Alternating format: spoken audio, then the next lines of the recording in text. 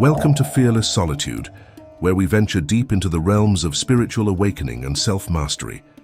Today, we explore the profound significance of solitude, not just as a physical state, but as a gateway to deep self-reflection and a divine connection that enriches our souls. If it's one thing in life you must come to grips with, it's this: no one is coming to save you. The path to self-mastery is traveled alone. If you desire a life with purpose, a life free of needing attention or approval, and free from worrying about what others think of you, then continue watching. You will create a life empowered by the inner strength you forge from walking your own path. Marcus Aurelius. You have power over your mind, not outside events. Realize this, and you will find strength. What would it mean for you to live a life completely on your own terms? How often do you follow the crowd just to fit in, and what are you sacrificing to do so? Do not follow the crowd, stand alone. The crowd is where the sheep end up in the slaughterhouse. Many fear being alone, fear being judged, living a life to impress people they don't even know or like. At life's end, such opinions mean nothing and only bring regret. Epictetus. No man is free who is not master of himself. No man can master himself without being by himself. This bears repeating. No man can access his full potential without solitude. Solitude is where you face your demons and build your strength. It's where the answers lie. Through introspection, you discover who you are, what you're meant to be, and pursue what you're passionate about. This is where transformation and growth take place. Ralph Waldo Emerson. To be yourself in a world that is constantly trying to make you something else is the greatest accomplishment. Isolation is a gift. It's the only time you can truly be yourself. You are your own best friend. In solitude, you become powerful, independent of others' approval. You are not lonely when connected to your higher self. In this state, you will prefer solitude over a crowd that doesn't serve your purpose. You'll seek meaningful interactions and avoid wasting time on superficial conversations. You will recognize when your time isn't valued and elect to preserve it. True love begins with oneself. We must first love ourselves if we are to have the ability to love others in a selfless, unconditional way. Relationships fail because each partner is looking externally towards the other for love when they aren't able to love themselves. This will never work long term. Eventually, we have to face ourselves in order to heal and love others. Solitude is where this can only be done. Being completely authentic in life is one of the most honorable accomplishments. You are willing to challenge your own beliefs in order to transform into your ever-evolving soul's purpose. You recognize when outdated beliefs no longer are aligned with your higher self.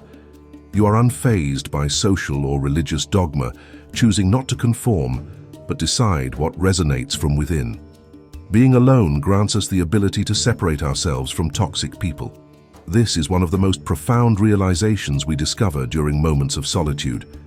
Energy-draining relationships that feel like vampires are unable to feed on us in our sanctuary of isolation. Here we can reclaim our energy and focus on our well-being.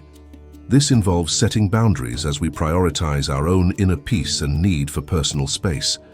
Our intuition is able to pick up on low vibration frequencies much more accurately as we gain the power to project ourselves from negative influences. These boundaries shield us from attacks and allow us to avoid destructive traps. By embracing our true selves, we inspire others to do the same. Our genuine expression becomes a beacon of light, encouraging those around us to step into their authentic selves, unafraid and unapologetic.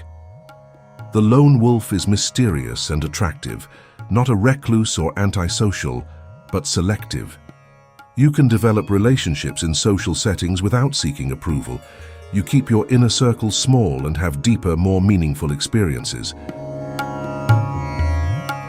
The lone wolf is dangerous. No one can control you. The other sex will notice and value your attention. The path of being alone is not always easy. It often involves acknowledging the pain that arises during our spiritual journey.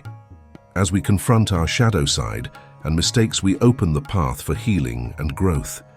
We come through the other side wiser and self-assured. This is arguably the main reason why so many people are afraid of being alone. They will surround themselves with anything or anyone that can distract them from the quiet voice of their consciousness. In the stillness of our own company, we tap into a waterfall of profound insights and intuitive guidance. We view life from a higher perspective, one that transcends the ordinary and connects us to a profound understanding of ourselves and the universe. We have a natural desire to serve others as our souls ascend into the higher realms of reality. Solitude transcends mere absence of company. It is an active presence of a profound internal dialogue. Here in the silence of our solitude, we truly encounter ourselves. As Blaise Pascal pointed out, the root of humanity's problems lies in our inability to sit quietly alone, confronting the raw truth of our identity. Daily practice of solitude. Start integrating moments of solitude into your daily routine. Whether it's through meditation, journaling, or quiet walks in nature, use these times for introspection. Ask yourself, who am I? What is my purpose? Listen attentively to the deeper voice of your spirit, not just the chatter of your mind. Confronting inner truths. In solitude, we have the clarity to question our convictions and clear our emotional landscapes. It's the soil in which the seeds of self-mastery and enlightenment grow. Through solitude, we discover the courage to face our demons, build our strengths, and align our lives with our true purpose. The transformative journey. In these quiet rooms of our existence, we confront and embrace our life's pain, turning it into power. The path to self-mastery is solitary. We do not need rescuers, but the brave determination to walk alone, crafting a life of purpose that does not hinge on the approval of others. The gift of isolation. Solitude is a gift. It is when you can be truly yourself, unobserved and sincere. In these moments alone, you become your own best friend, discovering the liberty of self-reliance and the joy of self-fulfillment. As Emerson said, to be yourself in a world constantly trying to make you something else is the greatest accomplishment. Leadership in solitude. The lone wolf seeks truth, freedom, and sincerity. You are the rare individual who is willing and brave enough to stand alone against the crowd for what you believe in. These are the ones who others will follow and look towards for direction. They are the generals in battle and innovators who change the world. In solitude, we find the strength to lead not with noise but with the quiet confidence of authenticity. Conclusion. As we conclude this journey into solitude, remember that this path is not about isolation, but about connecting deeply with your true self and the divine essence that guides us. This connection brings unparalleled strength and wisdom, helping us manifest our destinies with clarity and purpose.